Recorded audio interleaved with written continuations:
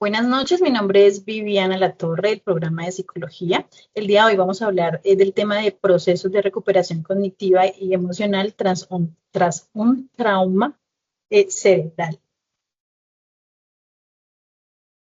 El cerebro humano constituye el órgano central de la cognición, las emociones y la conducta. Cuando ocurre una lesión cerebral, ya sea por un accidente cerebrovascular, un traumatismo cráneoencefálico, se produce una alteración profunda de las funciones corticales superior que sostiene la atención, la memoria, el lenguaje y las funciones ejecutivas.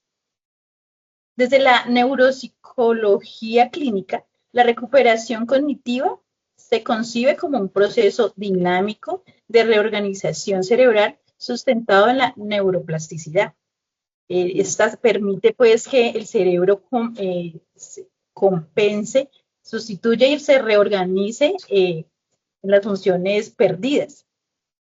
Este proceso requiere una integración de estrategias terapéuticas, psicológicas y contextuales orientadas a promover una rehabilitación funcional y de bienestar del paciente. Comprender la relación entre esas estructuras cerebrales dañadas y las funciones cognitivas comprometidas y el impacto psicológico del trauma es esencial para diseñar programas de intervención efectivas para favorecer la autonomía y la calidad de vida. Siguiente. Buenas noches, compañeros y tutora. Mi nombre es Alejandra García Fernández y con respecto a la neurociencia elegida, nosotros como grupo elegimos la neuropsicología clínica. La neuropsicología clínica es una disciplina que estudia la relación que existe entre el cerebro y la conducta humana, especialmente cuando existe algún tipo de lesión o alteración neuropsicológica. El objetivo principal de esta ciencia es entender cómo los daños en áreas específicas que se ocasionan en el cerebro afectan funciones como la atención, la memoria, el lenguaje, las emociones y algunas funciones también ejecutivas. El neuropsicólogo clínico como tal evalúa estas funciones mediante pruebas cognitivas. Algunas pueden ser como las entrevistas, la observación, con el fin y el objetivo de identificar qué capacidades están conservadas y qué otras están comprometidas.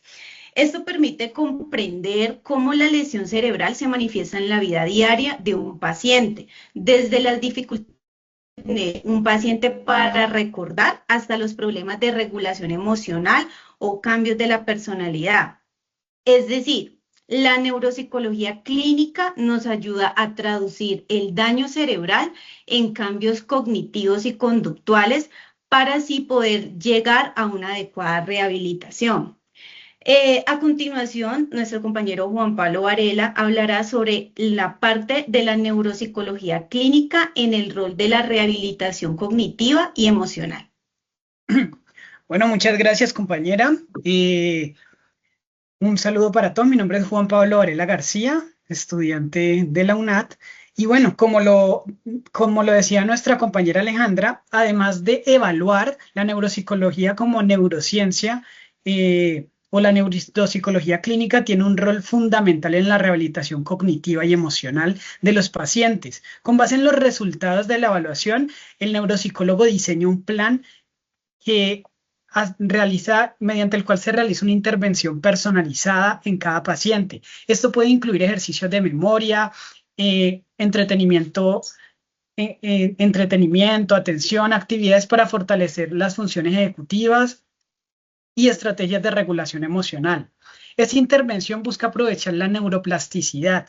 La neuroplasticidad es la capacidad que tiene el cerebro para reorganizarse y recuperar funciones a través del entrenamiento y la estimulación. Gracias a esto, los pacientes pueden mejorar su función cognitivo, conductual y autonomía y su calidad de vida. Debemos decir que la neuropsicología clínica transforma el conocimiento del cerebro en herramientas prácticas que ayudan a las personas a recuperarse después de un trauma cerebral. Lo que quiere decir básicamente es que un trauma no es el fin para un paciente, que a pesar de que haya una lesión en el cerebro, a través de la neuroplasticidad, todas estas funciones se pueden reorganizar para poder lograr la rehabilitación de un paciente, y esto es de lo que se encarga la neuropsicología clínica. Durante la rehabilitación, se aplican ejercicios específicos que están diseñados para activar y fortalecer estas nuevas conexiones. Es así como, mediante un plan que siguen los neuropsicólogos, pueden ayudar a que los pacientes recuperen en determinadas áreas de su cerebro las funciones que ya habían perdido utilizando la neuroplasticidad. A continuación, doy paso a mi siguiente compañera. Bueno, dentro del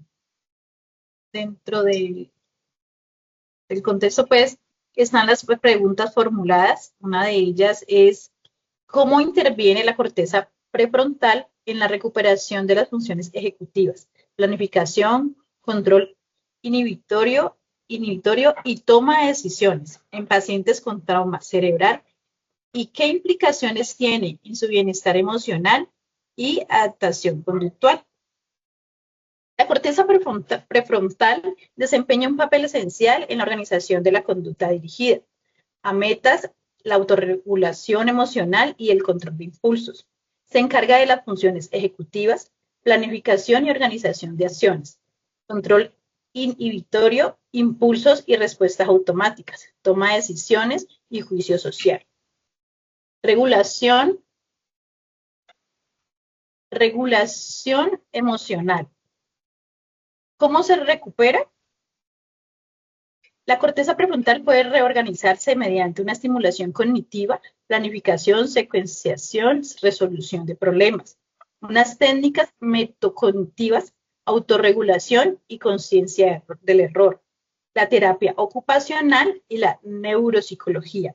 También la estimulación cerebral no invasiva, como el neurofeedback. Siguiente.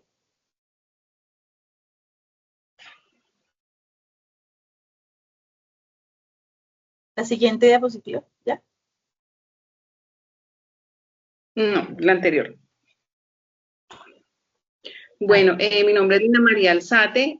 Yo les voy a hablar pues, sobre la continuidad de la pregunta anterior, de las implicaciones en el bienestar emocional y la adaptación conductual. El daño que se origina en el área prefrontal no solo comprende la cognición, sino también la autorregulación emocional. Los pacientes pueden experimentar una inestabilidad emocional, irritabilidad, apatía o depresión debido a la alteración que se presenta en las conexiones entre la corteza prefrontal y el sistema límbico, que lo componen pues el amígdala y el hipocampo. El restablecimiento parcial de la función prefrontal mediante la terapia cognitivo-conductual y la rehabilitación emocional nos permite reforzar la autoconciencia y el autocontrol emocional. Se incrementa la motivación y la autoeficiencia, mejorando así la interacción social, la adaptación conductual y el entorno familiar y también el comunitario. Desde un enfoque biopsicosocial, la interacción integral que combina la estimulación cognitiva, el acompañamiento psicológico y el soporte social facilita una reintegración funcional y emocional más efectiva, promoviendo así el bienestar y la calidad de vida del paciente. La corteza prefrontal actúa como un centro ejecutivo del cerebro y la recuperación tras un trauma cerebral es fundamental para la reintegración del individuo a su vida cotidiana. La rehabilitación dirigida a esta región no solo va a mejorar la planificación y el autocontrol, sino que también va a restaurar la regulación emocional, la adaptación conductual, las bases del bienestar psicológico. Por lo tanto, los programas de neuropsicología deben integrar tanto la estimulación de redes frontales como el acompañamiento emocional, reconociendo la interdependencia entre la cognición y la efectividad en el proceso de la recuperación cerebral. La siguiente diapositiva, por favor.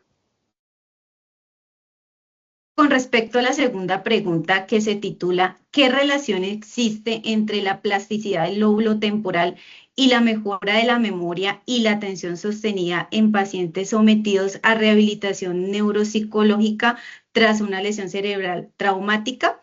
Con base en esta pregunta, para entender la relación que existe entre la plasticidad del lóbulo temporal y la recuperación de la memoria y la atención sostenida, primero es importante recordar que el lóbulo temporal es una región supremamente importante del cerebro y es la encargada de funciones como la memoria, la comprensión auditiva, la identificación de estímulos y también otros procesos como la atención selectiva.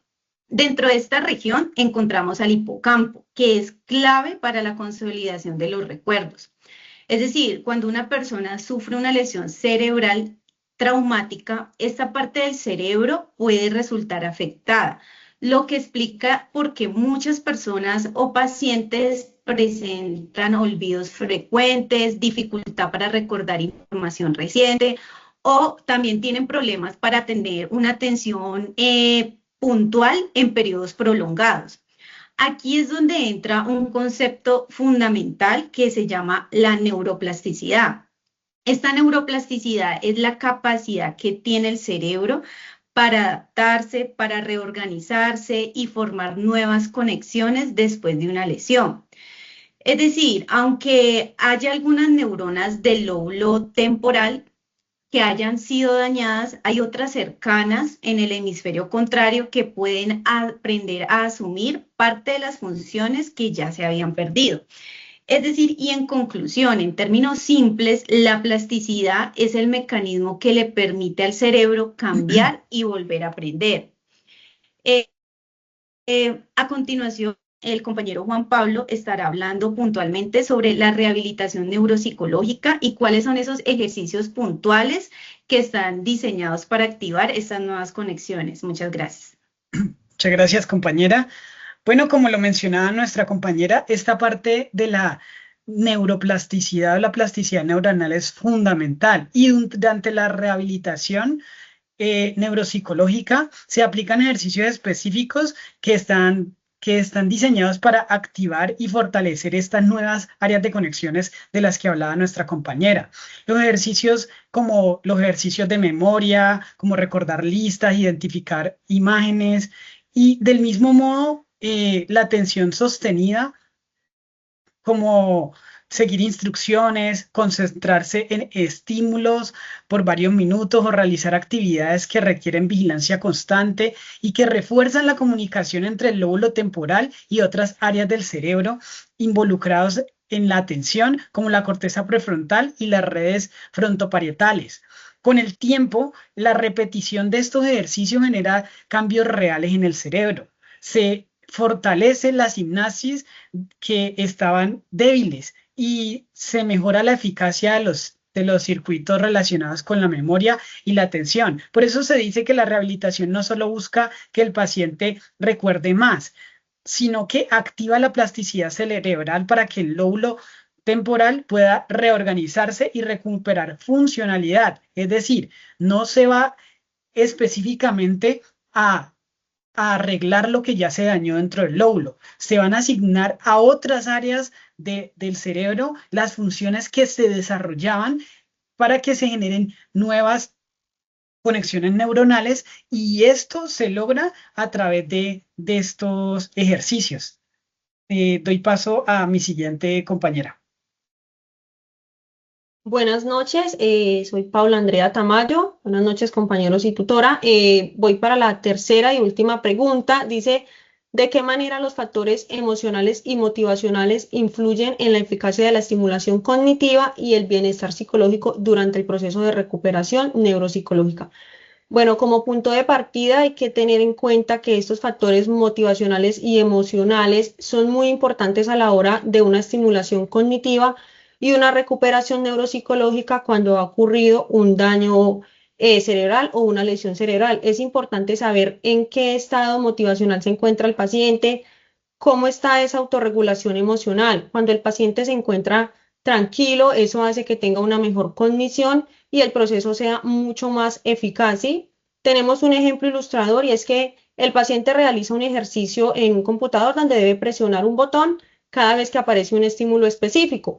Entonces el paciente pues se encuentra tranquilo y con una buena disposición y puede mantener una atención durante varios minutos y cometiendo pocos errores. ¿Y a qué nos lleva este ejemplo? A que cuando el paciente está tranquilo, tiene una buena autorregulación emocional, pues lo que hace es que el proceso sea mucho más llevadero y más eficaz.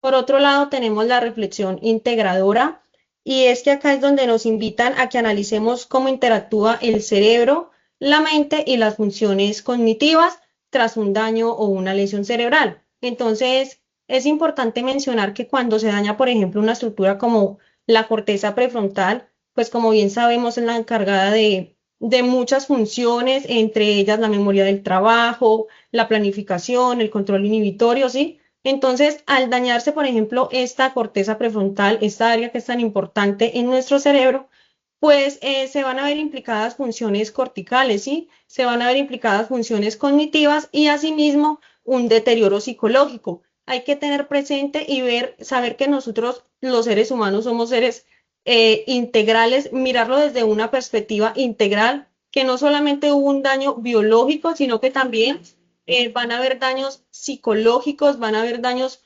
cognitivos, conductuales, donde el paciente, la realidad de él va a cambiar, y por eso es importante que como profesionales en psicología veamos el paciente desde una ética y una forma integral. Doy paso a mi siguiente compañera. Bueno, compañeros y tutora, para concluir vamos a presentar unas propuestas prácticas en la cual podemos reafirmar que la neuropsicología clínica se realiza una valoración de las funciones cognitivas, tales como la memoria, la atención, el lenguaje y las funciones ejecutivas, que estas en el momento de sufrir un daño cerebral tiene un proceso basado en la neuroplasticidad, donde el cerebro tiene la capacidad de reorganizarse y tener de nuevo procesos neuronales. Se puede manejar también por medio de intervenciones terapéuticas y diseñar tratamientos para cada paciente. Esto con el fin de poder darle prioridad a cada actividad para la recuperación a las funciones afectadas.